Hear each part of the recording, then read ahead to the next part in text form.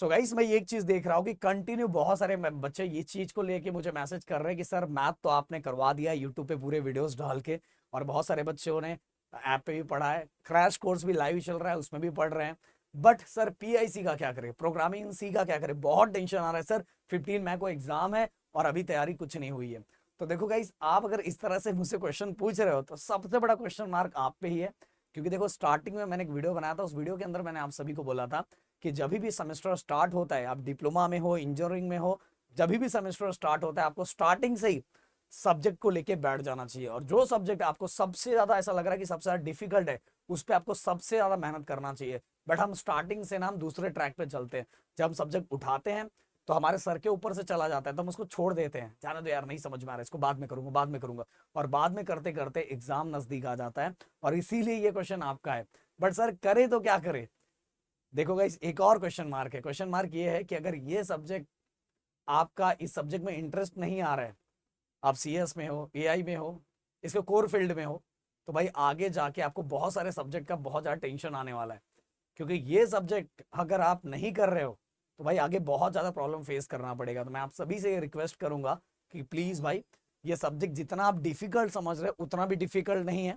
Difficult होने का एक रीजन ये हो सकता है कि बहुत सारे ऐसे बच्चे हैं कि जिनका कंप्यूटर से उतना भी रिलेशन नहीं बना था, और उतना रिलेशन नहीं बनने की वजह से उनको ये सब्जेक्ट, वो सब्जेक्ट जब वो टच करते हैं तो उनको लगता है यार ये कैसे होगा, नहीं कर पाऊंगा, और वो चीज उनके दिमाग में बैठ गया है। इसलिए वो बुक टच करते हैं, थोड़ा देर बैठते हैं, थोड़ी चीजें नहीं समझ में आए तो पूरी चीजें वो छोड़ देते हैं, और ये सबसे बड़ा मिस्टेक है। मैंने बोला कि स्टार्टिंग से ही अगर आपको प्रोग्रामिंग हो, उससे रिलेटेड थ्योरी वाले क्वेश्चंस हो, उन सभी को आपको ट्राई करना चाहिए। एक बार नहीं, दो बार नहीं, 3 बार आप करोगे तो देखना चौथी बार कुछ न कुछ 10% 20% आपके दिमाग में जाएगा, और जैसे ही एग्जाम अगर नजदीक आएगा तो वो जो बाकी बचा है वो भी चला जाता है। समझ में, देखो एग्जाम के टाइम आप देखोगे कि हमारे अंदर बहुत ज्यादा एनर्जी होता है, बहुत ज्यादा एनर्जी होता है, और जो हम इतने इतने महीनों में नहीं करते वो एग्जाम के कुछ दिनों के अंदर कर लेते हैं। इसका रीजन होता है कि उस समय हमारे मन में रहता है यार करना तो करना ही है, और यही चीज अगर हम स्टार्टिंग के मन में कर लेते तो ये क्वेश्चन आप मुझे पूछते ही नहीं कि सर कैसे करें, ये बिल्कुल नहीं पूछते मुझसे कि सर ये कैसे करें। बट गाइस, अब हमारे पास ऑप्शन यही है कि टोटल मिला के अपने पास 5 यूनिट है। बहुत सारे ऐसे पब्लिकेशंस है, फेमस पब्लिकेशन, मैं पब्लिकेशन का नाम नहीं लूंगा, बट आप सभी को पता है कि कौन सा पब्लिकेशन अपने बोर्ड के अंदर बहुत ज्यादा फेमस है। उस पब्लिकेशन के अंदर आप जाके देखोगे तो बहुत सारे क्वेश्चन को पीछे आई स्कीम के साथ कंपैरिजन किया हुआ है कि फर्स्ट यूनिट में कौन से ऐसे क्वेश्चंस है जो आ सकते हैं, सेकंड यूनिट में कौन से इंपॉर्टेंट क्वेश्चन है, थर्ड यूनिट में कौन से, फोर्थ और फिफ्थ में।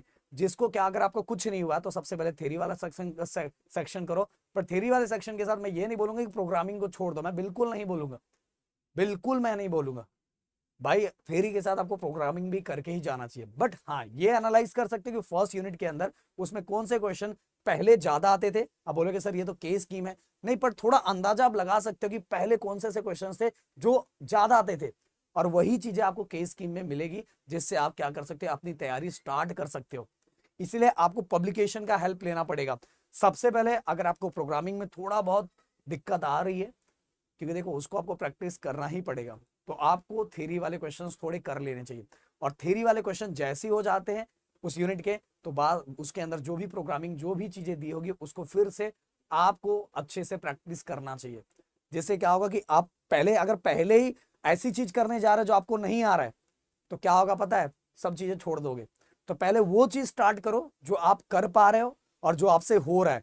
अगर वो करना स्टार्ट करोगे तो ये जैसे हो गया तो आपका कॉन्फिडेंस बूस्ट हो जाएगा, फिर इसके बाद प्रोग्रामिंग भी कर लोगे। समझ में आया? तो इस तरह से एक आप एक मतलब एक टाइम टेबल, मतलब एक टाइम फिक्स कर लो कि भाई अगर मैंने आज इतना थ्योरी के क्वेश्चंस कर लिए तो प्रोग्रामिंग का मैं इतना करूंगा, ये थ्योरी का क्वेश्चन इतना कर लिया तो प्रोग्रामिंग का इतना करूंगा। तो ऐसे करके जाना 5 यूनिट में कम से कम, मैं तो यही बोलूंगा 3 to 4 आपको करना ही चाहिए पक्का, अगर आप अच्छा कुछ करना चाहते हो।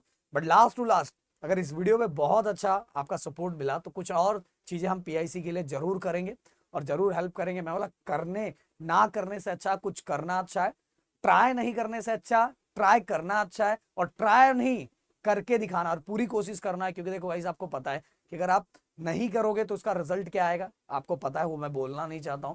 और रिजल्ट आने के बाद तो फिर भी आपको करना ही है। इससे अच्छा है कि अभी भी टाइम है, दिमाग में ये फिट करो कि तेरा भाई करके दिखाएगा और उससे हो जाएगा। मिलते हैं नेक्स्ट वीडियो में। Thank you so much guys. जय हिंद एंड जय महाराष्ट्र दोस्तों।